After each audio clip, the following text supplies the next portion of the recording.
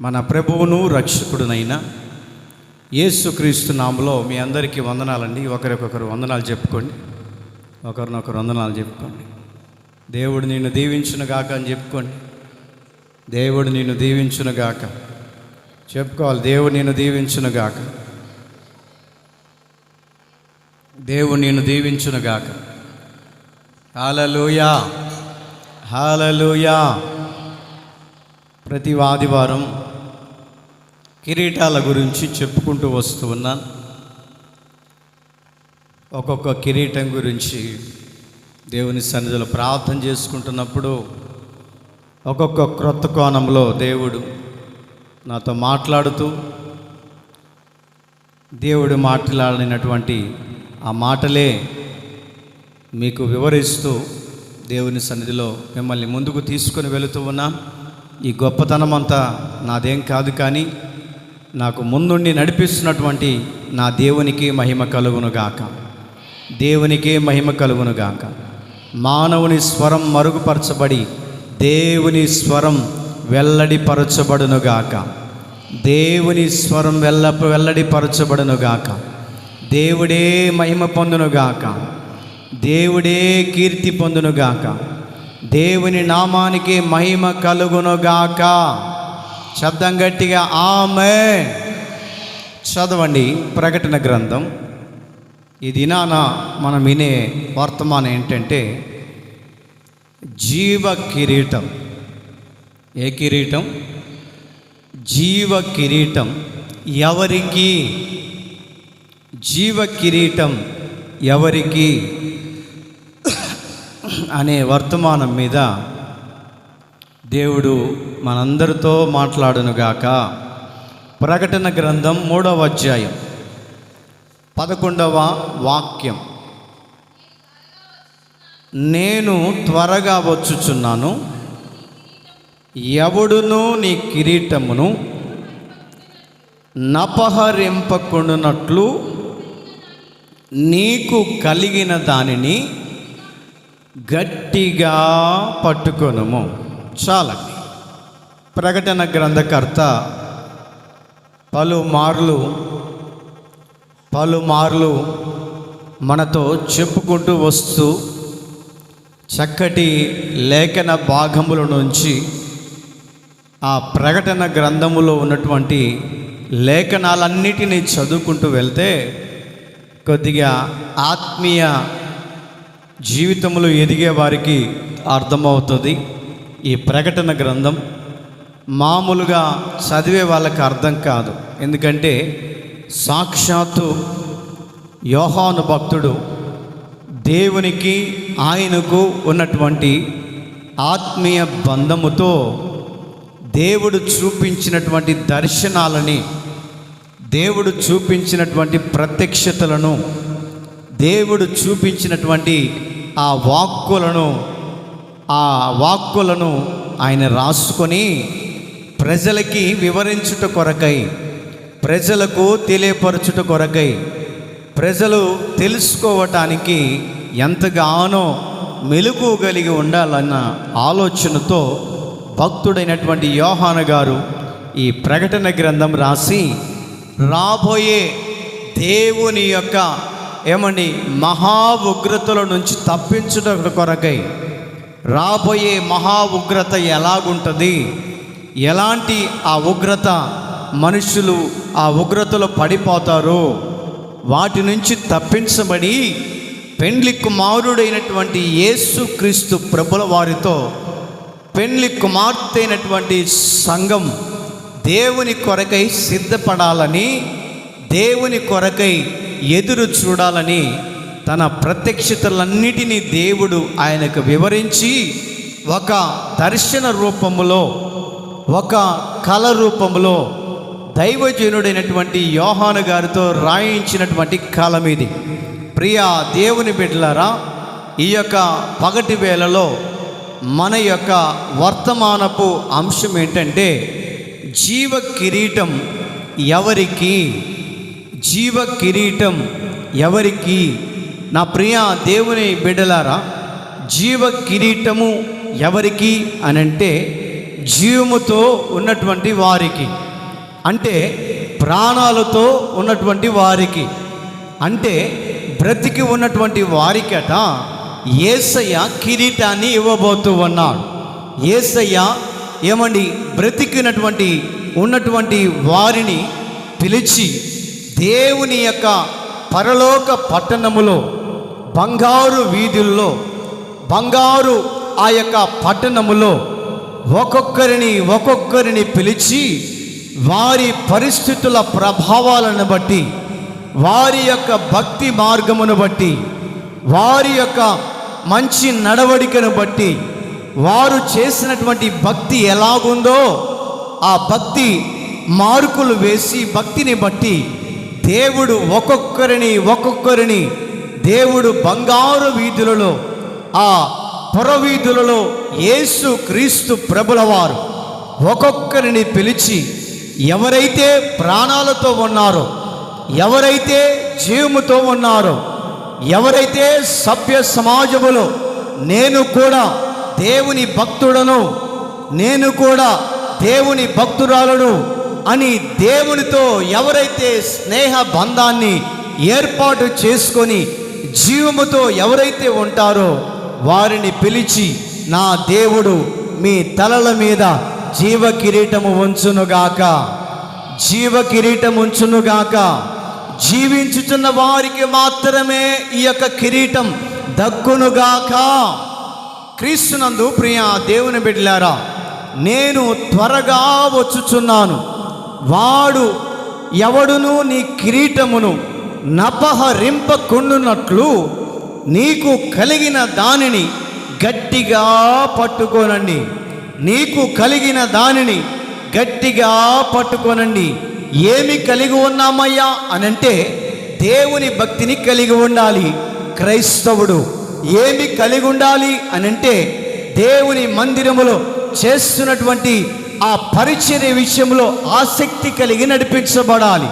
దేనికి కలిగి ఉండాలి అనంటే యేసు క్రీస్తు ప్రభుల వారు ఎప్పుడు వస్తాడు, ఎప్పుడు మమ్మల్ని తీసుకొని వెళతాడు, మేము సిద్ధపడి ఉన్నాం, మేము అలంకరించబడ్డాం, మేము దేవునితో పాటు కొనిపోబడాలని ఎవరైతే కన్యకలుగా సిద్ధపడిన వారిగా, సిద్ధపాటు కలిగిన స్త్రీగా, సిద్ధపాటు కలిగినటువంటి యవనస్తుడుగా, యవనురాలుగా ఎప్పుడైతే మనము దేవుని కొరకు ఎదురు చూడగలుగుతామో దేవుడు చెప్తున్న మాట ఏంటో తెలుసా?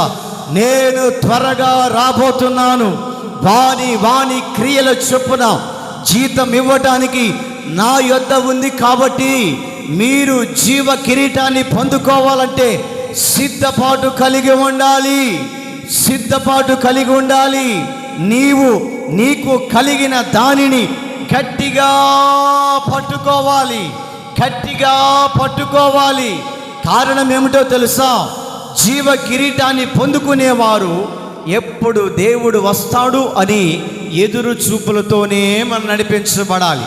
నా ప్రియా దేవుని బిడ్డలారా, మన బంధువులు వస్తున్నారు అని అంటే మనం ఏం చేస్తామంటే వారు 1 గంట కల్లా దిగుతారు అని అనుకున్నప్పుడు మనం అర్ధ గంట కల్లా ముందే వెళ్ళి ఆ బస్ స్టాప్లో ఉంటాం. కారణం ఏమిటి అని అంటే వారికి అడ్రస్ తెలియదు, వారిని మనం రిసీవ్ చేసుకోవాలి. వారికి చిరునామా తెలియదు, వారిని మనమే దగ్గరుండి తీసుకొని రావాలని ఎంత ఆసక్తిగా మనం నడిపించబడుతూ ఉంటామో అంత ఆసక్తి కూడా దేవుడు వస్తాడని ఎదురు చూచుదురుగాక, ఎదురు చూచుదురుగాక. నా ప్రియ దేవుని బిడ్డలారా, జీవ కిరీటము అనేది ఎవరికి పెట్టబడుతూ ఉంది? జీవ కిరీటము ఎవరికి దేవుడు ధరింప చేస్తాడు? బైబిల్లో నుంచి కొన్ని మాటలు మీకు చెప్పుకుంటూ ముందుకు తీసుకుని వెళ్తాం. దేవుని యొక్క లేఖన భాగముల నుంచి యాకోబు పత్రిక 1వ అధ్యాయం, యాకోబు పత్రిక 1వ అధ్యాయం 12వ వాక్యాన్ని గమనిద్దాం. శోధన సహించువాడు ధన్యుడు, అతడు శోధనకు నిలిచిన వాడై ప్రభు తన్ను ప్రేమించు వారికి వాగ్దానము చేసిన జీవ కిరీటము పొందును. జీవ కిరీటము పొందును. ఎవరు జీవ కిరీటాన్ని పొందుకుంటారయ్యా అంటే అక్కడ రాయబడినటువంటి మాటను గమనిస్తే ప్రభువు తన్ను ప్రేమించు వారికి వాగ్దానం చేస్తాడు. తన్ను ప్రేమించు వారికి వాగ్దానం చేస్తాడు. ఎవరైతే దేవుడు ఎవరినైతే ప్రేమిస్తాడో, ఎవరినైతే ప్రేమగా చూసుకుంటాడో, ఎవరినైతే దేవుని ప్రేమతో వారిని ప్రేమిస్తూ ఉంటాడో వారికి ఒక వాగ్దానం చేయబడుతుంది. నా ప్రియ దేవుని బిడ్డలారా, వాగ్దానాలు అని అంటే మనము సంవత్సరానికి ఒకసారి, మీకు గుర్తుందో లేదో, సంవత్సరానికి ఒకసారి జనవరి 1 తారీఖున మనం ఏం చేస్తామంటే అక్కడ వాగ్దానాలు పెట్టబడినప్పుడు ప్రార్థన చేసుకొని, కళ్ళు మూసుకొని ప్రార్థన చేసుకుని, అయ్యా నా హృదయానికి సరిపడు ఈ సంవత్సర వాగ్దానం నాకేవో, నా హృదయానికి సరిపడు ఈ వాగ్దానం నాకు దయచేయి అని మనం ఏం చేస్తామంటే వాటిని ప్రార్థన చేసుకొని రిసీవ్ చేసుకోవడానికి ప్రయత్నం చేస్తూ ఉంటాం. హల్లెలూయా, హల్లెలూయా. ప్రార్థన చేసుకొని వాటిని పొందుకుంటాం. ఎంతో ధైర్యకరమైనటువంటి మాటలు.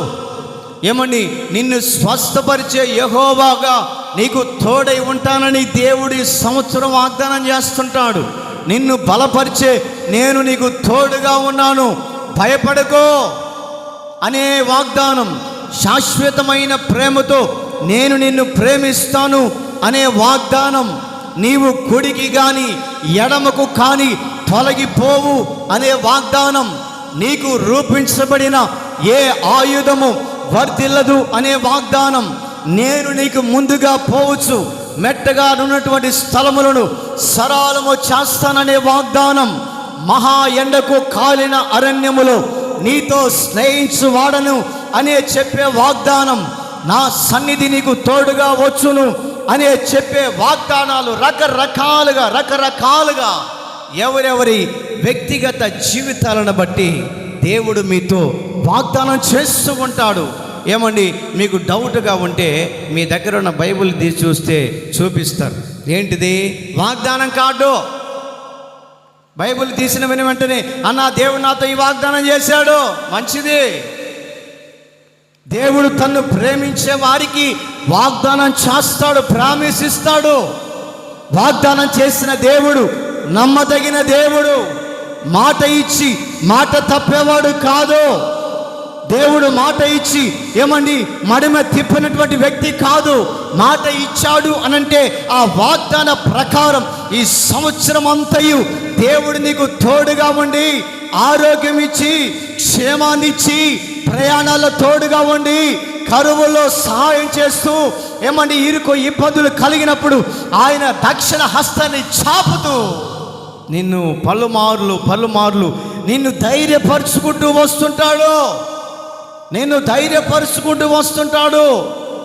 మనకు దేవుడి సంవత్సరంలో చేసిన వాగ్దానం ఏంటో చెప్పండి? ఎమ్మటే బైబిల్లో తీస్తారు. నేను కూడా తీసా, ఇప్పుడు దాకా తెరిచిపెట్టింది ఎట్ట తిప్పా. హల్లెలూయా, హల్లెలూయా. దేవుడు మన సంఘానికి చేసిన వాగ్దానం ఏంటంటే, నేను వారి కన్నుల ఎదుట గొప్ప చేస్తాను. మన కొరకే ఆయన వాగ్దానాలు.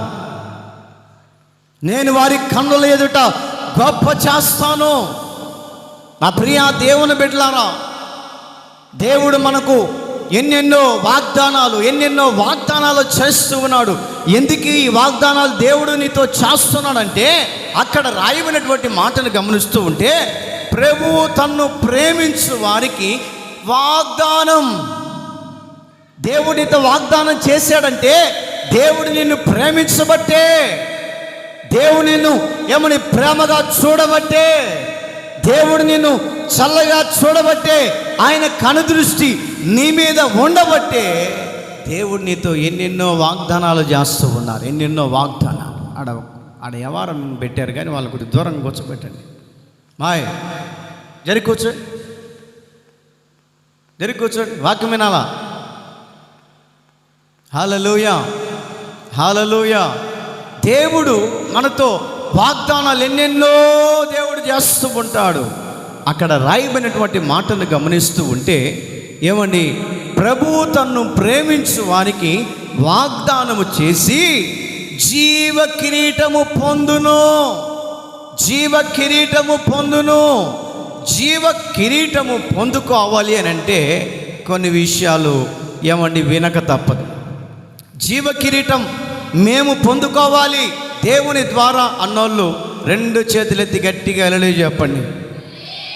హల్లెలూయా, హల్లెలూయా, హల్లెలూయా. జీవ కిరీటము నేను కూడా పొందుకోవాలి అని ఎంతగానో మీరు ఆసక్తిగా హల్లెలూయా అని చెప్పారు. ఆ జీవ కిరీటం పొందుకోవాలంటే కొన్ని విషయాలు మనము తెలుసుకోవాలి. కొన్ని విషయాలు తెలుసుకోవాలి. కొన్ని విషయాలు బైబిల్లో ఉన్నటువంటి మాటల్ని ఫాలో అవ్వాలి. ఆ జీవ కిరీటం అనేది ఊరికే రాదు. ఎంతో కష్టముతో కూడిన భక్తి చేస్తేనే జీవ కిరీటాన్ని పొందుకోగలుగుతాం. ఎంతో ఏమండి కష్టముతో భక్తి చేయగలిగితేనే ఆ జీవ కిరీటాన్ని మనం దేవుడి దగ్గర పొందుకోగలం. ఎందుకంటే పగులంతా మనము ఏమండి పని చేసుకోవడానికి వెళ్తాం, కష్టపడతాం. ఎవరిని చూస్తే కూడా ముఖాలన్నీ మాడిపోయాయి. పాపం ఏం చేస్తాం, ఎండకి తప్పదు. నాకు ఈ వారం అంతా ఎండకు తిరిగి తిరిగి నీరసం, రాత్రి నుంచి వాళ్ళంతా నీరసం. అయినా కూడా నా దేవుని బిడ్డలకు వాక్యం చెప్పాలి. నా దేవుని బిడ్డలు ఆసక్తిగా వాక్యం వినటానికి వస్తారు. ప్రార్థన చేసి పంపిస్తే కుదరదు. ఏ విధము చేతనైనా నాకు బలం ఇవ్వయ్యా అని చెప్పేసి గత రాత్రి మీరు నా కోసం ప్రార్థన చేశారు. మీ ప్రార్థన ఫలితమే ఈ రోజున దేవుడు ధైర్యంగా శక్తిగా దేవుడు నన్ను నిలబెట్టాడు. హల్లెలూయా, హల్లెలూయా, హల్లెలూయా.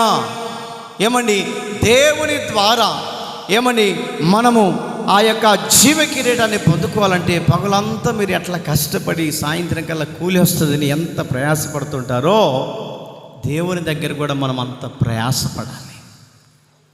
దేవుని దగ్గర కూడా అంత ప్రయాసపడాలి. ప్రకటన గ్రంథంలో రాయబడినటువంటి మాటను గమనిస్తే వాని వాని క్రియల చొప్పున జీతం ఇవ్వటకు అది నా యొద్ద ఉన్నది, నా యొద్ద ఉన్నది.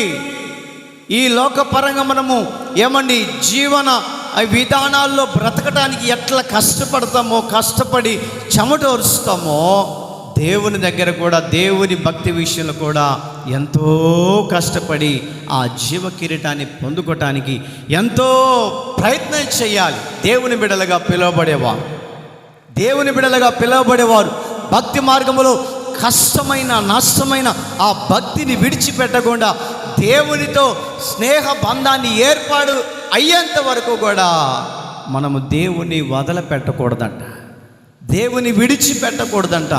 నా ప్రియ దేవుని బిడ్డలారా, దేవుని యొక్క జీవ కిరీటాన్ని పొందుకోవాలంటే మన యొక్క విధానం ఎలాగుండాలో మనము గమనిస్తే ఇందాక చదివినటువంటి మాట 1వ అధ్యాయం 12వ వాక్యములో యాకోబు పత్రిక 1వ అధ్యాయం 12వ వాక్యం మరలా చదవండి. చాలండి. నీవు నిజంగా జీవ కిరీటం దేవుని ద్వారా పొందుకోవాలి అని అంటే ఏం చేయాలంటే శోధనను సహించాలి. శోధనలు ఎలాగ వస్తాయి? ఉద్యోగం చేస్తున్నారనుకోండి, అక్కడ మన పైన అధికారులు ఉంటారా ఉండరా? ఉంటారు. వాళ్ళు కావాలని ఈ బిడ్డ ఆదివారం ప్రార్థనకి వెళ్ళే వ్యక్తి అని గమనించుకొని మనసులో పెట్టుకొని పిలిచి, ఇదిగో మీరు ఖచ్చితంగా రేపు ఆదివారం 8-9 గంటలకల్లా ఉండాలా, సాయంత్రం 4 దాకా డ్యూటీ చేయాలని చెప్తారు. ఏంటిది? శోధన. తెలుసు ఆదివారం వస్తే ప్రార్థనకు వెళ్ళే వ్యక్తులని తెలుసు, ఆదివారం వస్తే మందిరములో కూర్చొని దేవుని వాక్యం వినేవాళ్ళని తెలుసు. కానీ ఏం చేస్తారంటే అపవాదైనటువంటి సాతాను ఏమండి వారిలో క్రియ చేయబడి వారిలో జొరబడి నిన్నేం చేస్తారంటే శోధిస్తాడు. నువ్వేం చెప్తావా? నువ్వేం చెప్తావో? ఆదివారం పూట ఒక గంటేనండి పని, 7 గంటలకు వచ్చి 8 దాకా చేసుకొని పోతానంటే కుదరదు. 10ంటికే రావాలా. ఎప్పుడు? ప్రార్థన సమయాన ప్రార్థనకు వెళ్ళనివ్వకుండా శోధకుడు ఏం చేస్తాడంటే ఎన్నో సందర్భాలలో మనల్ని శోధిస్తూ ఉంటాడు. అప్పుడు మనకు అర్థమైంది మన పరీక్ష. డ్యూటీకి వెళ్ళాలా, చర్చికి వెళ్ళాలా? డ్యూటీకి వెళ్ళాలా? నువ్వు ఆ సమయాన్ని అధికారులు ఎంత బ్రతిలాడిన ఊరుకోరండి. కారణం ఏంటంటే వాళ్ళల్లో జ్వరబడినటువంటి వాడు ఎవడంటే శోధకుడు. ఆడేముండదు పని, ఊరికాడపోయి నిలబడటమే. ఆడేముండదు పని, నిలబడి వాళ్ళు వచ్చినప్పుడు అవసరమైతే ఒక టీ గ్లాసులో టీ పోసేయటమే. ఆడ పని ఏముండదు. ఆడ పని ఏముండదు. నీ ఊరికాడ నిలబడి ఉండు, వాళ్ళు వస్తున్నారు వీళ్ళు వస్తున్నారు అని చెప్పేసి నిన్నేం చేస్తారంటే నీ భక్తి మార్గాన్ని చెడగొట్టడానికి, నీ భక్తి మార్గాన్ని దూరము చేయటానికి శోధకుడు ఏం చేస్తూ ఉంటాడంటే నిన్ను శోధించి భక్తి మార్గాల్లోనికి రానివ్వకుండా నిన్ను ఆటంకం చేస్తూ ఉంటాడు. క్రైస్తవులుగా పిలువబడే వ్యక్తులు ఒకటి జ్ఞాపకం చేసుకోవాలి. నిన్ను శోధకుడు శోధిస్తున్నాడు, నీ పైన అధికారి అని అంటే ఆ సమయాన తప్పేదేమి లేకుండా కొద్దిసేపైనా వెళ్ళే ముందుగా దేవుని మందిరంలోకి వచ్చి ఎవరు ఉన్నా లేకపోయినా కూడా ఒక 10 నిమిషాల పాటైనా మందిరంలోనికి వచ్చి ప్రార్థన చేసుకొని, ప్రభా ఈ శోధకుడు నన్ను శోధిస్తున్నాడు, దయతో నన్ను క్షమించు, ఇదిగో పొరపాటున నేను వెళుతున్నాను, నాకు నీవు తోడుగా ఉండని 10 నిమిషాల పాటు నువ్వు ప్రార్థన చేసుకొని వెళ్ళగలిగితే దేవుని దగ్గర నువ్వు ప్రజెంట్ వేయించుకొని వెళ్ళినట్టే. కొట్ట చప్పట్లు గట్టిగా హల్లెలూయా, హల్లెలూయా. ఎందుకంటే కఠినమైన పరిస్థితి. కొన్నిసార్లు శోధకుడు మనల్ని కావాలని శోధిస్తున్నప్పుడు మనం జ్ఞాపకం చేసుకొని ఉన్నటువంటి కొద్దిసేపైనా దేవుని మందిరములో గడిపి దేవుని మందిరములో ప్రార్థన చేసుకొని వెళ్ళగలిగితే దేవుడు గమనిస్తాడు. ఓహో, నా బిడ్డను శోధిస్తున్నాడు కాబట్టి శోధకుడు అయినా కూడా మందిరాన్ని వదిలిపెట్టకుండా కొద్దిసేపైనా వచ్చి నా మందిరంలో ప్రార్థన చేయించుకొని ప్రజెంట్ వేయించుకొని వెళ్ళాడు కాబట్టి ఈ వరమంతా ఆ బిడ్డను నేను కాపాడాలి. కొట్ట చప్పట్లు గట్టిగా హల్లెలూయా. ఆ బిడ్డకు నేను సహాయం చేయాలి, ఆ బిడ్డకు కావలసిన ఈవులు నేను ఇవ్వాలి అని దేవుని దృష్టిలో నువ్వు పడగలుగుతావు. దేవుని దృష్టిలో నేను పడగలుగుతావు. నిన్ను శోధించినటువంటి శోధకుడు గమనిస్తాడు. నేను చెప్పిన మాటకు విలువిచ్చాడు ఈ మనిషి అని చెప్పేసి, అయ్యా వచ్చే ఆదివారం నువ్వు రావాల్సిన పని లేదులే, నువ్వు చర్చికి వెళ్ళాలనుకుంటున్నావు కాబట్టి వెళ్ళు. ఎందుకు అనంటే కొన్ని సందర్భాలలో మన భక్తిని శోధకుడు చెరపాలని చూస్తూ ఉంటాడు. ప్రతి మానవుడికి ఎక్కడ పనులు చేసే వాళ్ళైనా ఉన్నటువంటి వారైనా వారికి ఎప్పుడు ఈ యొక్క విధానాలు ఎదురవుతూనే ఉంటాయి. కానీ మెలుకోగలిగినటువంటి వారిగా నడిపించబడాలి. నా ప్రియ దేవుని బిడ్డలారా, ఒకళ్ళకు శోధనలు వచ్చాయి. వారి విషయంలో మనం గమనిస్తూ ఉంటే మత్తయి సువార్తమానం 26వ అధ్యాయం 41వ వాక్యం. శోధన అనేది మనకు ఎందుకు వస్తుంది అని మనం బైబిల్లో చదువుకుందాం. మత్తయి సువార్త 26:41 వాక్యం. మీరు శోధనలో ప్రవేశించకుండానట్లు మెలకువగా ఉండి ప్రార్థన చేయండి. మీరు శోధనలో నుండి ప్రవేశించకుండానట్లు మెలకువగా ఉండి ప్రార్థన చేయండి.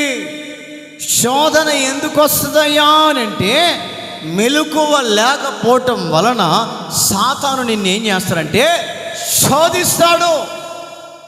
మెలకువ లేకపోవటం వలన మీరు అనొచ్చు, మేము ఎప్పుడు మేలుకొనే ఉంటాం కదయ్యా, మాకెందుకు వస్తుంది? మేలుకోవటం అంటే ఆవశ్యమైనటువంటి మేల్కొల్పు కాదు, కానీ దేవుని గురించినటువంటి ఒక మేలు కొలుపు అనేది మీ హృదయాల్లో కలగాలి. హల్లెలూయ, హల్లెలూయ. మేలు కొలుపు మీ హృదయాల్లో కలగాలి. నా ప్రియ దేవుని బిడ్డలారా, మా ఇంటి దగ్గర ఒక చర్చి ఉందండి. మా ఇంటి దగ్గర ఒక చర్చి ఉంది. అర్ధరాత్రి 2 గంటలకు లేచి నేను అలా బయటకు వచ్చినా కూడా ఆ సేవకుడు ఏమండి అలాగనే మంచం మీద పండుకొని, యేసయ్యా యేసయ్యా నా బిడ్డలను కాపాడు, మా విశ్వాసులను కాపాడు, మా బంధువులను కాపాడు, మా బిడ్డల్ని కాపాడు. వాస్తవం అండి. పడుకొని ఆ సేవకుడు ప్రార్థన చేస్తూ ఉంటాడు. మిగతా వాళ్ళు ఏం చేస్తున్నారా అని చూస్తే ఎప్పుడు చూసిన ఎదురే ప్రార్థన చేసే వారి మోకాలు ఎప్పుడు కలకలలాడుతుంటాయండి. గట్టిగా చప్పట్లు కొడుతూ దేవుని స్తుతిద్దాం. ఎప్పుడు కలకలలాడుతుంటాయి. ప్రార్థన చేయని వాళ్ళ మోకాలు ఎప్పుడు మాడిపోయే కనపడుతుంటాయి. ఆ సేవకుని చూస్తే ఎంతో ఆనందం వేస్తుంది నాకు. ఎప్పుడు చూసిన కూడా అయ్యా అయ్యా వాళ్ళని కాపాడయ్యా, వీళ్ళని కాపాడయ్యా, సంఘానికి వచ్చే విశ్వాసాలను దీవించండి అయ్యా. వాస్తవానికి చెప్పగలను నేనండి, సంఘము పచ్చగా ఉండాలంటే సంఘ సేవకుడు మెలుకోగలిగి ప్రార్థన చేస్తే ఆ సంఘము పచ్చగా కనపడుతుంది. కొట్టు చప్పట్లు గట్టిగా. హల్లెలూయా. ఈ రోజున మీరు దేవుని సన్నిధిలో ఏమని దేవుని ద్వారా అద్భుతాలు పొందగలుగుతున్నారంటే, దేవుని ద్వారా ఆశ్చర్యమైన కార్యాలు పొందగలుగుతున్నారంటే, దేవుని వాక్యం ద్వారా శస్య శ్యామములుగా సమృద్ధితో నింపబడుతున్నారంటే, దేవుని సేవకుడైనటువంటి నేను మీకోసం ఎల్లప్పుడూ ప్రార్థన చేయబట్టే ఈ రోజున మీరు క్షేమకరంగా ఉంటున్నారని ధైర్యంగా నేను చెప్పగలను. హల్లెలూయా, హల్లెలూయా. కారణం ఏమిటంటే సంఘ సేవకుడి ప్రార్థనే సంఘానికి ఒక ప్రాకారం. సంఘ సేవకుడి ప్రార్థనే ప్రజలకు క్షేమాధారం. సంఘ సేవకుడి ప్రార్థనే ప్రజలకు ప్రశాంతతను కలిగించడానికి గల కారణం ఏంటంటే దేవుని సేవకుడు మెలకువగలిగి ప్రార్థన చేయటం వలన విశ్వాసుల కుటుంబాలలో దేవుని కాపుదల అండి. దేవుని కాపుదల. ఆయన ఎప్పుడు చూసినా కూడా ఆ సేవకుడు ఎప్పుడు మొరపెడుతూనే ఉంటాడండి. ఆయన చూసినప్పుడల్లా ఎంతో సంతోషం వేస్తూ ఉంటుంది నాకు. ఎందుకు ఈ మాట నాకు గుర్తొచ్చింది అంటే, అక్కడ ఏమండి శోధన ఒక మనిషికి ఎందుకు వస్తుంది అని అంటే, అక్కడ దేవుడు నాకు చూపించిన మాట ఏంటంటే, మీరు శోధనలో ప్రవేశించుకున్నట్లు మెలకువగలిగినటువంటి వారిగా ప్రార్థన చేయండి. యేసుక్రీస్తు ప్రభుల వారు ఏమని కొండ మీదకి వెళ్తూ ఏమని తన దగ్గర ఉన్నటువంటి శిష్యులకు చెప్పాడు, ఇదిగో శిష్యులారా, నేను మీకు కొద్దిగా ఎడబాపుగా వెళ్తున్నాను ప్రార్థన చేసుకోవడానికి. మీరు కూడా ఈ కొండ కింద ఉండి ప్రార్థన చేసుకోండి. మిమ్మల్ని శోధకుడు శోధించకుండా ఉండేటట్లుగా, ఆ శోధకుడు మిమ్మల్ని వెంటాడకుండా ఉండేటట్లుగా మీరు కూడా మెలుగోగలిగి ప్రార్థన చేసుకోండి అని యేసుక్రీస్తు ప్రభుల వారు కొండ మీదకి వెళ్ళి ప్రార్థన చేసుకుంటుంటే దేవునికి ఆ యొక్క దర్శన రూపంలో కనపడుతుందంట, నా శిష్యువులు కింద శోధనలో పడిపోతున్నారు అని.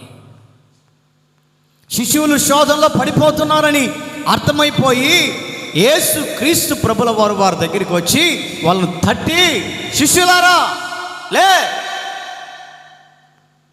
మీకు శోధన కలగబోతుంది, ఇంకా నిద్రమత్తులో ఉన్నారు, మీకు శోధన కలగబోతుంది, మీరు ఇంకా నిద్రమత్తులో ఉన్నారు, లే, మెలకువగలిగి ప్రార్థన చెయ్యండి. హల్లెలూయా, హల్లెలూయా. కొన్ని సందర్భాల్లో నా ప్రియ దేవుని బిడ్డలారా, నేను ప్రార్థన చేసుకుంటున్నప్పుడు రేపటి విషయంలో ఏమైనా అపాయం జరగబోతున్నప్పుడు దేవుడు నాకు చూపిస్తాడు. ఇదిగో పలానా టయాన పలానా సమయాన నీకు ఒక అపాయం కలగబోతుంది, జాగ్రత్తగా ఉండు. దేవుడి దగ్గర గమనించుకొని, అవునా ప్రభువా, ఈ అపాయం కలగబోతుంది, ఏం చేయాలి? అపాయం నుంచి తప్పించబడాలంటే ఏం చేయాలి? నా ప్రియ దేవుని బిడ్డలారా, వాస్తవంగా చెప్తున్నాను, ఆ అపాయం నాకు కలగబోతుందని దేవుడు నాకు చూపించినప్పుడు ఆ అపాయానికి నేను ఎదురుగా పోయి నిలబడకూడదు, ఆ అపాయాన్ని ఎదురుగా ఢీ కొట్టకూడదు. దేవుడు నాతో మాట్లాడతాడన్నా, దేవుడు నాకు ప్రత్యక్షమవుతాడు, దేవుడు నాకు ప్రత్యక్షమై నీవు నీ కుటుంబం ఈ అపాయంలో పడబోతున్నావు, జాగ్రత్తగా ఉండని ముందుగానే దేవుడు నాకు తెలియపరుస్తాడన్నా. ఎవరికి ఇలాంటి ప్రత్యక్షతలు కలుగుతాయంటే ఏమండి, మెలకువగలిగిన వారికి. అంటే మెలకువ అనంటే దేవునిలో మెలకువగలిగిన వారికి, దేవునిలో ప్రార్థన ఆత్మను పొందుకున్న వారికి, దేవునికి నీకు ఉన్నటువంటి ఆ స్నేహ బంధాన్ని ఎవరైతే ఏర్పాటు చేసుకుంటారో, నీకు దేవునికి ఉన్నటువంటి ఆత్మీయ బంధం ఎవరైతే కలిగి ఉంటారో వారు మాత్రమే మెలకువగలిగి నివసించబడతారండి. దేవుని ద్వారా అపాయాల్ని తప్పించుకుంటారు. అందుకని దేవుడు చెప్తున్న మాట ఏంటంటే, శిష్యులారా మీరు శోధనలో ప్రవేశించకుండానట్లు మీరు ఏం చేయాలంటే మెలకువగలిగి ఉండండి. మెలకువగలిగి ఉండు. ఏమండి, మెలకువ అనంటే రాత్రంతా నిద్రపోకుండా మెలకువగలిగి ఉండమని కాదు. రాత్రంతా ఏమండి నిద్రపోకుండా నీవు మెలకువగలిగి ఉండని కాదు. ఒక ఊర్లో దొంగోళ్ళు వస్తున్నారని తెలిసిందనుకోండి, నిద్రపోతారా? ఊరు చుట్టూ కర్రలు పట్టుకొని నిలబడతారు. ఎక్కువ ఈ ఎండాకాలమే ఈ పుకార్లు వచ్చి పలానా చోట పిల్లలను తీసుకొని పోయారో, పలానా చోట పిల్లల్ని ఎత్తుకొని పోయారో, ఎండాకాలమే. అందుకని కొన్ని సందర్భాల్లో మనకు ముందుగానే రక్షక భటులు ఏం చేస్తారంటే సమాచారాన్ని తెలియపరుస్తుంటారు. మెలకువగా ఉండండి, అలర్ట్గా ఉండండి, పలానా చోట ఇలాగా సంభవం జరిగిందంటే జాగ్రత్తగా ఉండండి. వాళ్ళు మనకు ఏమండి మెలకువ గురించినటువంటి వర్తమానం చెప్పగానే మనం ఏం చేస్తామంటే కొన్ని సందర్భాల్లో నిద్రాహారాలు మాని ఏమండి మెలకువగలిగి నడిపించబడతాం. ఎందుకంటే అలర్ట్ చేస్తున్నారు, అక్కడ జరిగిన అపాయము ఇక్కడ జరగకూడదని, అక్కడ జరిగినటువంటి అనార్థం ఇక్కడ జరగకూడదు. నా ప్రియ దేవుని బిడ్డలారా, యేసుక్రీస్తు ప్రభుల వారు చెప్తున్న మాట ఏంటంటే, శిష్యులారా మీరు మెలకువగలిగి నడిపించబడండి. అంటే ఆత్మలో నీవు మెలకువగలిగినటువంటి విధానం, ఆత్మ దేవుడితో నీకున్నటువంటి ఆ సంభాషణ ఎప్పుడైతే ఏమని ముందుకు వెళుతుందో నీకు కలగబోతున్నటువంటి ఆపదలు అనేవి రానివ్వకుండా అడ్డుగోడగా ఉండటానికి దేవుని ఆత్మ దేవుడితో నీకు ఒక స్నేహబంధం ఉండగలిగితే నీవు అపాయాల నుంచి ఏమని తప్పించబడతావు. ఆత్మ దేవుడికి నీకున్నటువంటి ఒక ఆత్మానుబంధమును బట్టి ఆ అపాయాలన్నిటిని అరికట్టుకోవటానికి మనం ఏం చేయాలంటే మెలకువగలిగినటువంటి వారిగా. అపోస్తుల కార్యంలో ఒక ఫ్యామిలీ ఉందండి. ఆ ఫ్యామిలీతో పాటు ఒక దైవజనుడు ఉన్నాడు. అక్కడ జరిగినటువంటి సంభవేశాన్ని మీకు గుర్తు చేస్తాను. అపోస్తుల కార్యం 5వ అధ్యాయం 3వ వాక్యం. 5వ అధ్యాయం అపోస్తుల కార్యం.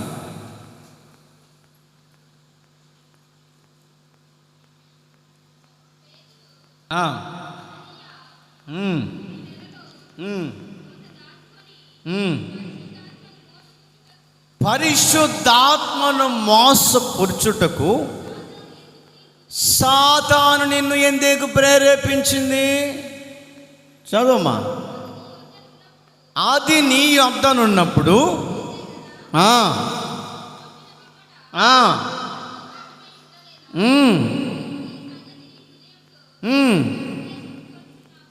ఎందుకు ఈ సంగతిని నీ హృదయములో నిర్దేశించుకుంటున్నావు? చాలండి, చదివిస్తే అర్థం కాదు. కానీ నా ప్రియ దేవుని బిడ్డలారా, ఇక్కడ రాయబడినటువంటి మాటను మనం గమనిస్తూ ఉంటే ఆత్మదేవుడు ఒక దైవజనుడితో బయలుపరుస్తున్న మాట. ఆత్మదేవుడు, పరిశుద్ధాత్మ అయి ఉన్నటువంటి దేవుడు ఒక సేవకునికి తెలియపరుస్తున్నాడు. సేవకుడా, ఇదిగో కొద్దిసేపట్లో ఇద్దరు నీ దగ్గరికి వస్తారు. ఇద్దరు దంపతులు వస్తారు. వాళ్ళు పొలం అమ్ముకున్నారు. పొలం అమ్ముకొని నీకు సేవకుడిగా నీకు ఇవ్వవలసినటువంటి ఆ దశమ భాగాన్ని, దాని విషయంలో వాళ్ళు కాస్త దాచిపెట్టుకొని కాస్త ఇస్తారు. ఈ విషయాన్ని నువ్వు గమనించి వాళ్ళకి తెలియపరచు. నా ప్రియ దేవుని బిడ్డలారా, అవునాయా, సరే ప్రభు అని చెప్పేసి అనుకొని మనసులో ప్రార్థన చేసుకుంటూ ఉంటే ఇద్దరు భార్యాభర్తలు వచ్చారంట. భార్యాభర్తలు వచ్చి దేవుని సేవకుడికి కానుకిస్తున్నారు. దేనికి కానుకిస్తున్నారు అని అంటే వాళ్ళని అడిగాడు, అయ్యా ఇదిగో మాకున్నటువంటి పొలం మేము అమ్ముకున్నాం. ఆ పొలము అమ్ముకున్న దాంట్లో మేము దేవునికి ఇవ్వాలని ఇంత ఇవ్వాలనుకున్నాం. ఇదిగో మేము ఇస్తున్నాం, ఇదిగో తీసుకోండి అని చెప్పేసి ఆ అననీయ అనే దైవజనుడు, సపీరా అనే ఆ అననీయ భార్యట ఇద్దరు కలిసి ఇవ్వటానికి పోతా ఉంటే దైవజనుడు అడుగుతున్నాడు, ఇదిగో దేవునికి నువ్వు ఇస్తానని ఇంత ఒప్పుకున్నావు, దేవునికి నువ్వు ఇస్తానని ఇంత ఒప్పుకున్నావు, ఎందుకు నువ్వు ఒప్పుకున్న దాన్ని ఇవ్వలేకపోతున్నావు? ఆయన అంటాడు, అయ్యా నేను ఒప్పుకుంది ఇంతే. దైవజనుడు చెప్తున్నాడు, అననీయ పరిశుద్ధాత్మ దేవుణ్ణి మోసగించుటకు నీకు ఈ మనస్సు ఎలా వచ్చింది అంటే, ఏమండి, అతడు చేసినటువంటి ఆ మోసము ఎవరికి తెలియదు. అననీయకు తన భార్యకు మాత్రమే తెలుసు. మరి దైవజనుడికి ఎలా తెలిసింది? ఎవరైనా చెప్పారా? చెప్పలే. ఎవరైనా చూసి అయ్యా నీకు ఇంత ఇవ్వాలనుకుంటున్నారు చెప్పారంటే ఎవరు చెప్పలేదు. ఎవరు చెప్పారయ్యా అంటే పరలోకం ముందున్నటువంటి దేవుడు, పరిశుద్ధాత్మ దేవుడు తెలియపరిచాడు. ఇదిగో వీరు ఇలా మాట్లాడబోతున్నారు, వీరి విషయంలో నీవు న్యాయాన్ని చేకూర్చు. శోధకుడు ఎందుకు వస్తాడయ్యా అంటే ఆత్మ విషయములో మెలుకో లేకపోవటం వలన శోధిస్తూ ఉంటాడంట. ఇప్పుడు వీరిని ఎవరు శోధిస్తున్నాడంటే అపవాదైనటువంటి సాతాను దేవుణ్ణి మోసగించుటకు శోధకుడు వచ్చి వారిని శోధిస్తున్నాడు. ఎందుకు అబద్ధం ఆడతావయ్యా అననీయ, సపీరా, ఎందుకు అబద్ధం ఆడతావు? ఈమె కూడా ఆయనకు సపోర్ట్ చేస్తూ మాట్లాడుతుందంట. తర్వాత జరిగిన విషయాన్ని చూస్తే బహు ఘోరంగా బైబిల్లో రాయబడిందండి. ఇంటికి వెళ్ళిన తర్వాత చదువుకోండి. ఈ దైవజనుడికి ఎలా తెలుసు? జరగబోతున్నటువంటి సంభవాన్ని ఆత్మదేవుడట ఆ సేవకుడికి తెలియపరిచాడంట. ఎందుకు ఆ సేవకుడికి దేవుడు తెలియపరిచాడంటే మెలుకోగలిగి ఉన్నాడు. దేనిలో మెలకువ అంటే ప్రార్థనలో మెలకువ. దేనిలో మెలకువ అంటే దేవుని గురించినటువంటి ఆసక్తికరమైన విషయాల్లో మెలుకోగలిగి ఉన్నాడు. కాబట్టి దేవుడు ముందుగానే ఆ దైవజనుడికి తెలియపరుస్తూ ఉన్నాడంట. నా ప్రియ దేవుని బిడ్డలారా, దేవుని యొక్క జీవ కిరీటం నీవు పొందుకోవాలి అంటే కుటుంబ బాధ్యత తీసుకున్న నీవు కూడా రాబోయే ఇంటి మీదకి రాబోయే అపాయం ఏంటో తెలుసుకోవాలంటే ఎవరిని నువ్వు అడగాల్సిన పని లేదు. నీవింట్లో కూర్చొని ఆత్మ దేవుడితో నువ్వు మాట్లాడితే ఆత్మ దేవుడు నీకు ప్రత్యక్షమై నీకు కలగబోతున్నటువంటి అపాయాల విషయంలో దేవుడు నీకు తెలియపరుస్తాడు. దేవుడు తెలియపరిచిన వెంటనే ఆ అపాయాన్ని తప్పించుకునే మార్గం కూడా ఆయన ద్వారా నీవు పొందుకొందువుగాక. హల్లెలూయా, హల్లెలూయా. తప్పించబడే మార్గం, అపాయాలు అరికట్టుకునే మార్గం. శోధనలు ఈ రోజున ప్రతి కుటుంబానికి ఎందుకు వస్తున్నాయంటే మెలుకు కలిగినటువంటి ప్రార్థన నీకు లేకపోవటం వలన అపాయం నీ కుటుంబానికి కలుగుతూ ఉందంటే మెలుకు కలిగినటువంటి మార్గములు నీవు లేవు. కాబట్టి వాటన్నిటి విషయంలో నీవు దుఃఖపడుతూ ఉన్నావు. దేవుని సేవకుడిగా, దేవుడు ప్రతినిధిగా దేవుడు నీతో మాట్లాడుతున్న మాట ఏంటంటే శోధనలో నీవు పడకుండా ఉండేటట్లుగా నీవేం చేయాలంటే మెలకువగలిగినటువంటి ప్రార్థన నీలో ఉండగలిగితే ఆ మెలకువగలిగిన ప్రార్థనే నీ అపాయముల నుంచి నా దేవుడు తప్పించునుగాక. శోధనల నుంచి తప్పించబడే మార్గం ఇది. రెండవ మాట చదువుకుందాం. అదే యాకోబు పత్రికలో 1వ అధ్యాయం 12వ వాక్యం.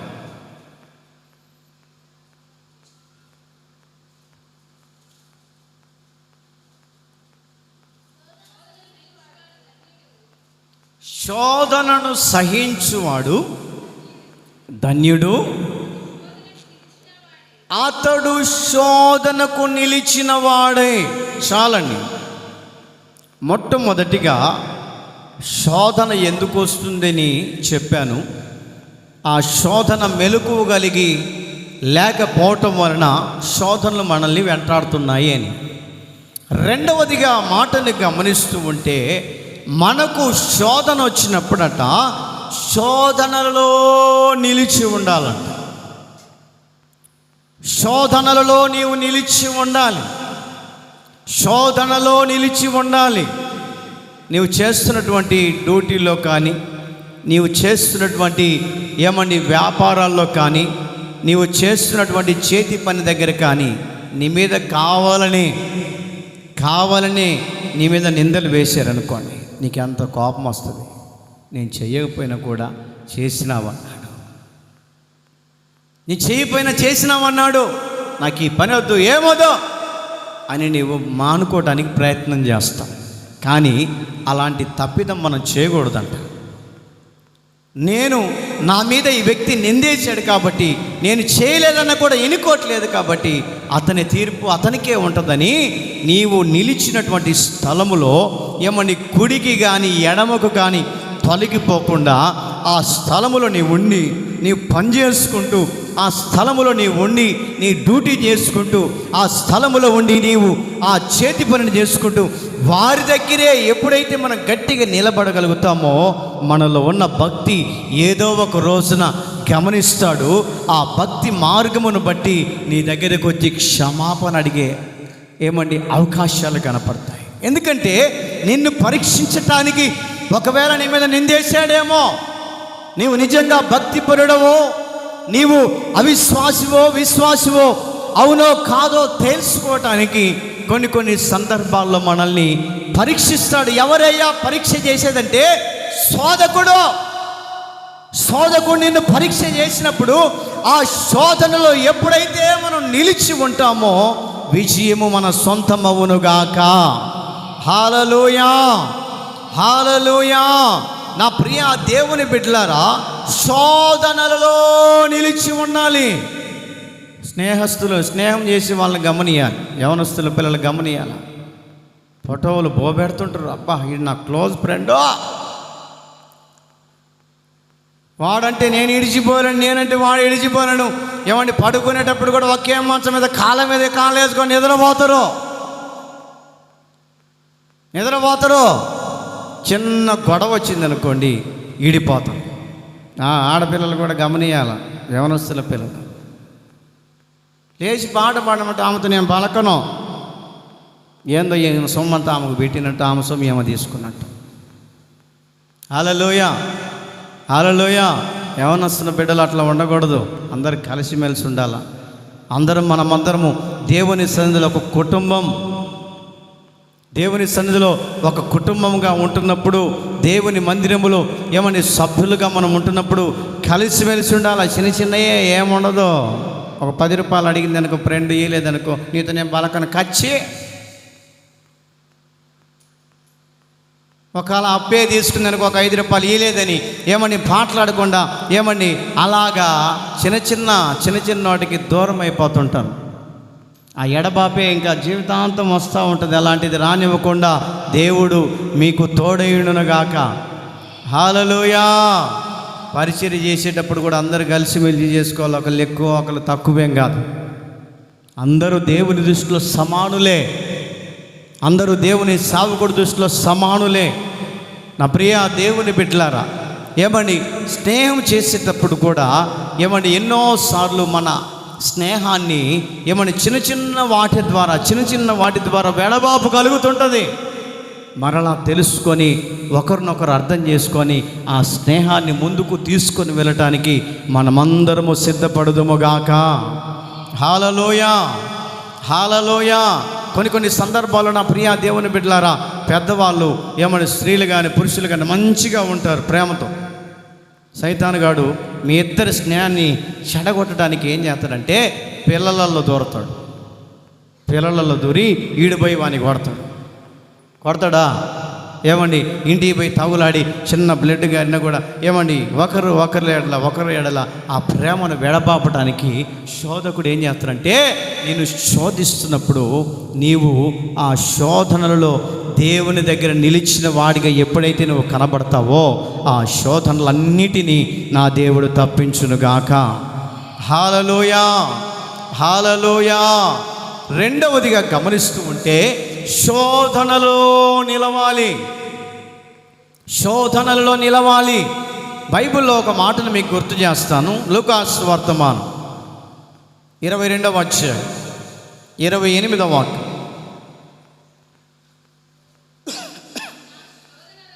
నా శోధనలలో నాతో కూడా నిలిచి ఉన్నవారు నా తండ్రి నా రాజ్యమును నియమించినట్లుగా నా బల్ల యొద్ద అన్నపానములు పుచ్చుకొని సింహాసనము నొద్దకు కూర్చుండి చదువుకుంటూ పోతే టైం అయిపోతుంటుంది. కానీ యేసుక్రీస్తు ప్రభుల వారట ఏమండి యేసుక్రీస్తు ప్రభుల వారికి శోధనలు వచ్చినప్పుడు నిలబడినటువంటి వారి విషయంలో అక్కడ రాయబడినటువంటి మాట అండి. యేసు ప్రభుకు శోధన వచ్చినప్పుడు యేసు ప్రభుకు అండగా ఉన్నటువంటి వారు. యేసు ప్రభు శిష్యులు ఎంతమంది? 12 మంది. కానీ యేసు ప్రభుకు శోధన వస్తే ఆ శోధనలో నిలబడిన వారు ఇద్దరేనంట. ఏమిరా బాయ్, 12 మంది యేసయ్యకి శిష్యులుగా ఉన్నారు కాబట్టి ఎట్టబోయారా? వాయమ్మో యేసు ప్రభు దేశంపై కొడుతున్నారయ్యా, మాకేం వచ్చిన కూడా ఇంటికి వెళ్ళిపోతా. యేసు ప్రభువును తీసుకొని వెళ్ళి సిలువ వేస్తారంట. వాయమ్మో నన్ను కూడా వేస్తారేమో, ఇంటికి వెళ్ళిపోతా. యేసు ప్రభువును ఉమ్మేస్తారట, కొడరాలతో కొడతారంట, నన్ను కూడా కొడతారేమో, నాకెందుకు వచ్చిన కూడా, వెనక నాకు భార్య పిల్లలు ఉన్నారు, యేసు ప్రభుకి ఎవరు లేరని పారిపోయినటువంటి వాళ్ళు. ఒకరిని అడిగాడు, నువ్వు యేసు ప్రభు శిష్యుడు కదా అంటే, ఎబ్బే నేనా, ఎప్పుడు చూసా, నేను యేసు ప్రభు శిష్యుని కాదు. యేసు ప్రభుతో తిరిగిన వ్యక్తులే. యేసు ప్రభు ఏమండి 5 రొట్టెలు 2 చేపలు పంచి పెడుతూ ఉన్నప్పుడు ఏమండి యేసు ప్రభు చేతి కూడా తిని బ్రతికిన వాళ్ళేనట దూరం అయిపోయారు. కానీ దేవుడు చెప్తున్న సాక్ష్యం ఏంటంటే, నాకు శోధన వచ్చినప్పుడు నిలిచిన వాళ్ళు ఇద్దరున్నారు. వారు ఎవరయ్యా అంటే సీమోను, పేతురు. హల్లెలూయా, హల్లెలూయా. సీమోను అన్నటువంటి వ్యక్తి, రెండో వ్యక్తి పేతురు. వారిద్దరు యేసు ప్రభుకి అండగా నిలబడ్డారు. యేసు ప్రభా ఎవడొస్తాడో చూస్తా, నేను అడ్డ నిలబడతా. యేసు ప్రభా నేను శిక్షించేది ఎవరు, నేను నీకు అండగా ఉంటానని భరోసా ఇచ్చిన వ్యక్తులట ఇద్దరు వ్యక్తులు. మిగతా వాళ్ళు ఏమైపోయారు? శోధనలో నిలిచి ఉండలేరండి. శోధన వచ్చినప్పుడు నిలిచి ఉండకుండా యేసయ్యను వదిలిపెట్టి వెళ్ళారు. మనము శోధన వచ్చినప్పుడు ఏమండి సంఘాన్ని విడిచిపెట్టి వెళ్ళకూడదు.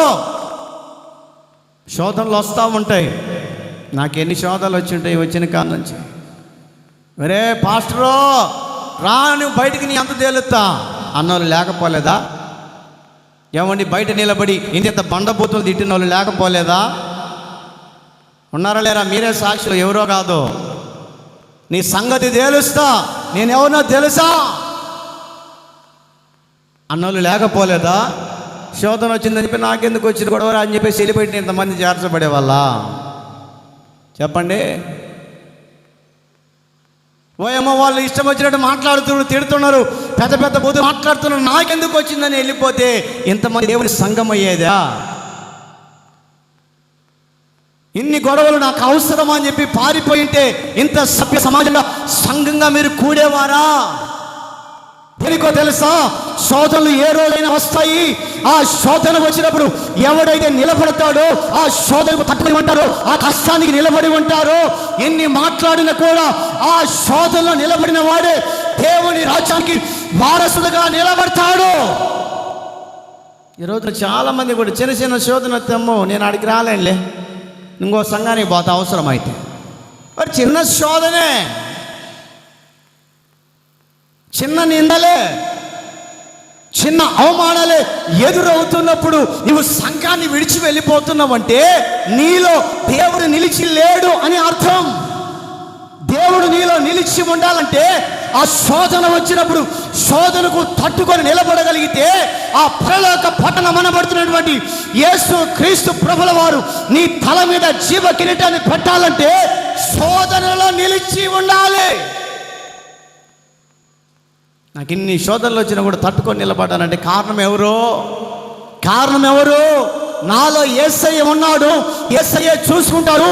ఈ శోధనలు ఏమి చేస్తాయని తట్టుకొని నిలబడాలి. కాబట్టి శోధన దేవుడు ఇంత సభ్య సమాజంగా నీవు నేను దేవుని సన్నిధిలో స్తుతించగలుగుతున్నామంటే శోధనలలో నిలిచి ఉండే ధైర్యాన్ని కలిగి ఉండమని ఆ యేసయ్యకు ప్రార్థన చేసే వారిగా ఉండాలి. హల్లెలూయా, హల్లెలూయా.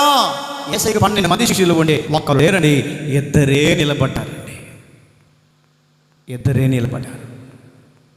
నీకు శోధన వస్తున్నప్పుడు నిలబడి గట్టిగా, నీకు నిందలు వస్తున్నప్పుడు గట్టిగా నిలబడు. సంఘంలో నీకు ఏమని అవమానాలు వస్తున్నప్పుడు గట్టిగా నిలబడు. పండే చెట్టుకి రాళ్ళండి, అవునా కాదా? పండే చెట్టుకి రాళ్ళే అత్తుంటారు, పట్టించుకోకూడదు. ఒక ఆయన అంటున్నాడు, అన్న నేను ముందుండి చేస్తాను నన్నే అంటున్నాను. దేవుడు నిన్ను అంతగా హెచ్చించబోతున్నాడు. చెప్పండి గట్టిగా, ప్రైజ్ ది లార్డ్, హల్లెలూయా. యేసయ్యే అవమానాలు పొందాడండి, మనమెంతా. యేసయ్యే ఎన్నో పిడుగుదులు పొందాడు, మనంతా. నీకు ఒక శోధన వస్తుందంటే ఆ శోధనలో నిలిచి ఉండే ధైర్యాన్ని ఇవ్వమని దేవుని దగ్గర ప్రార్థన చేయాలి. శోధన భయపడి వెళ్ళిపోకూడదు. నువ్వు చేయాల్సిన పని నువ్వు చేయి. సంఘం కోసం ప్రయాసపడుతున్నావు చేయి. సంఘం కోసం వెన్నెక ఎనిమిడ నిలబడాలనుకుంటున్నావా? నిలబడు. సంఘం కోసం ఎన్ని పోట్లు వచ్చినా కూడా నిలబడగలిగినటువంటి ధైర్యాన్ని ఇవ్వమని దేవుని దగ్గర ప్రార్థన చేయగలిగితే విజయము నా దేవుడు సొంతము చేయనుగాక, విజయము దేవుడు సొంతము చేయనుగాక. నీ పట్ల శోధనలో నేను వాళ్ళంటున్నారు, వీళ్ళు అంటున్నారు, నీకెందుకయ్యా వాళ్ళకి లేని నీకెందుకని నేను రక్షణ కూడా నా మందిరం కోసం నేను ముందుకెళ్ళాలి. కొట్ట చప్పర్లు గట్టిగా. వెనకాల ఉండకూడదు. కొంతమందిని చూడాలి, గొడవ అయిందంటే వెనకాల చూస్తూ ఉంటారు. ఏం ఎరుకొచ్చింది గొడవ? ఏంటి, ఎందుకు గొడవ వచ్చిందని చెప్పేసి ఏమండి ముందుకెళ్ళి ధైర్యంగా నిలబడితే నీ పక్షాన దేవుడు ఖచ్చితంగా ఉంటాడండి. అప్పుడప్పుడు కూడా ఏమని అప్పుడప్పుడు కూడా వీడికి వస్తుంటారు కదా, కేకలు వేసుకుంటారు, మెలకుండా చూస్తూ ఉంటారు. నాకెందుకులే పాత్ర చూసుకుంటాలే, నాకెందుకు పాత్ర దండించుకుంటారులే, మీరెందుకు ఉంది ఇక్కడ?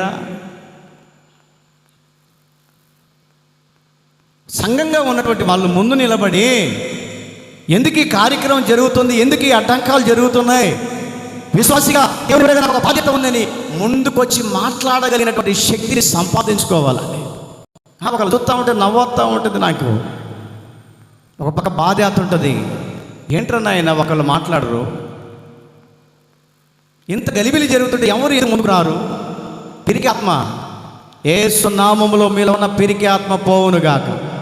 చెప్పు గట్టిగా, పిరికి ఆత్మ పోవునుగాక. ఏడ ఆమెనని చెప్తారు. తర్వాత మాత్రం ఏనంట పోయినాక నేను కావాలంటే ఏడ ఉండి అంత అయిపోయినాక చల్లారిపోయినాక ఉత్త మాటలో పైకి పర్సనాలిటీ చెప్పాలి, పైకి పర్సనాలిటీ లోపల అది అలా ధైర్యం ఉండాలి. దేవుని సాగుగా ఒకటిగా నేను ధైర్యంగా నిలబడి ఎన్ని ఆటలను ఎదుర్కొంటుంటే ఇక్కడ దగ్గర ఏంటంటే అబ్బో ఏందబ్బో మాట్లాడుతుండే ఆయన ముందుకు వచ్చి మాట్లాడకూడదు. పిరికి ఆత్మ పోవాలా యేసునామములో. హల్లెలూయా, హల్లెలూయా. శోధనలో నిలవాలండి. శోధన నిలవాలి. నాకు ఎందుకు లేని ఎనికెనికి వేయకూడదు. ఎనికి కాలు ఏమని రువ్వకూడదు. కొంతమంది పిల్లలు చూస్తే నాకు సంతోషం అవుతుంది. అన్నా నువ్వు ఒక్క మాట చెప్పో, కుదరా నాయన, ఆగనైనా, అనాటలు జరుగుతాయిరా, జాగ్రత్త, సంఘం ఇది. మిగతా వాళ్ళు మాత్రం వెనకాల నాకు వాళ్ళే చూసుకుంటారులే, నాకు వాళ్ళే మాట్లాడుకుంటారులే. అట్లా ఉండకూడదు. సంఘ విషయంలో పట్టుదలగా ఉండాలి.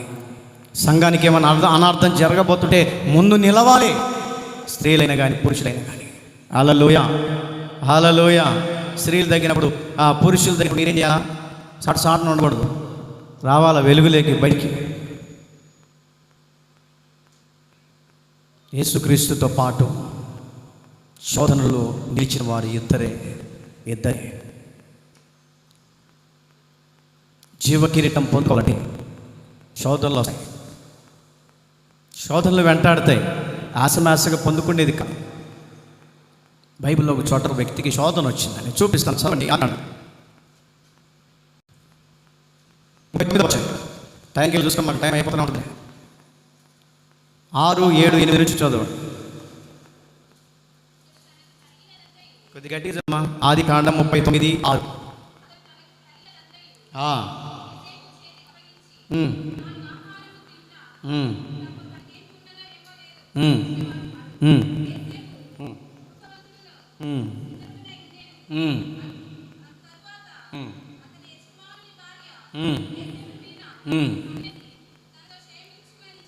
జరిగిందండి.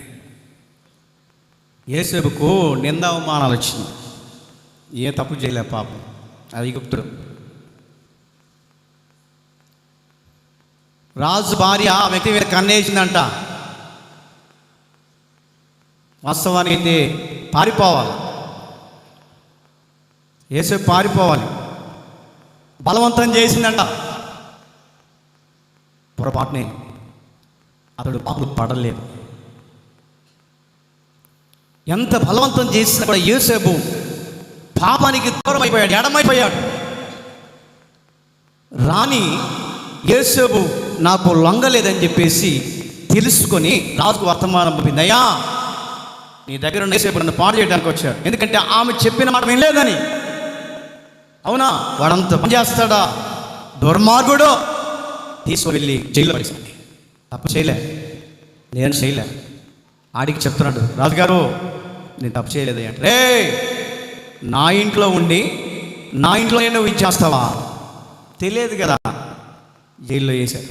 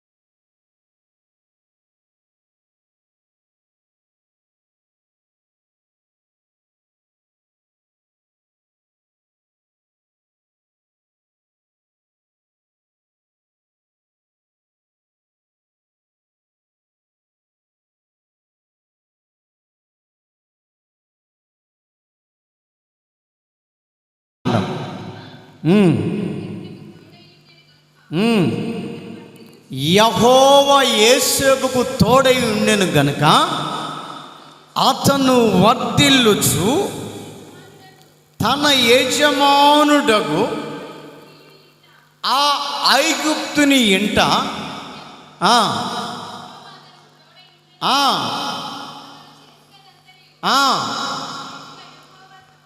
సఫలము చేసనని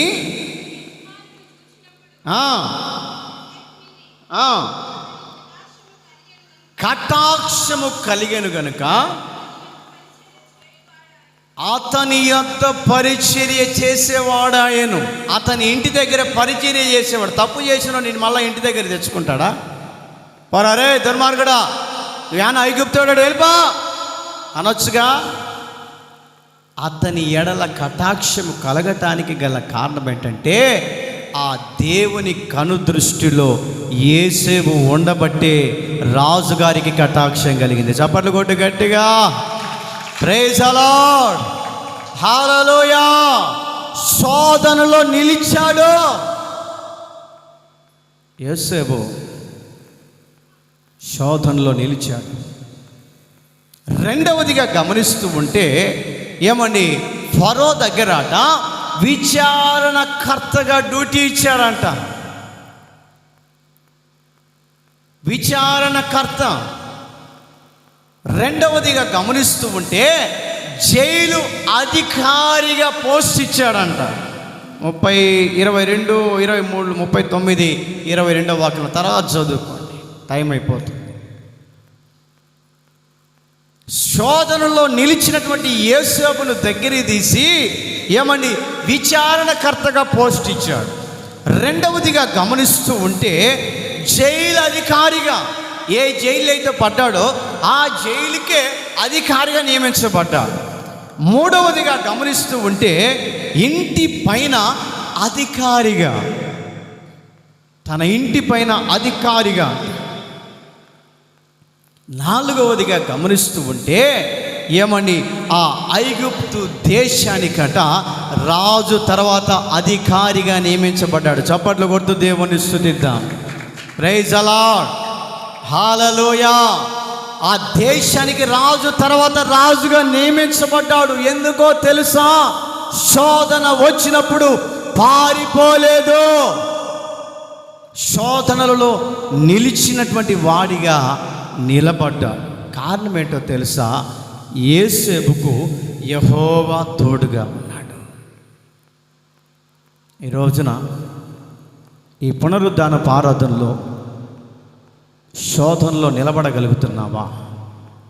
సంఘ విషయంలో నిలబడగలుగుతున్నావా? సంఘ విషయంలో అన్ని విధాలుగా నువ్వు నిలబడగలిగితే దేవుడు నీకు తోడై ఉంటాడండి. దేవుడు నీకు తోడై ఉంటాడు. దేవుడు నీకు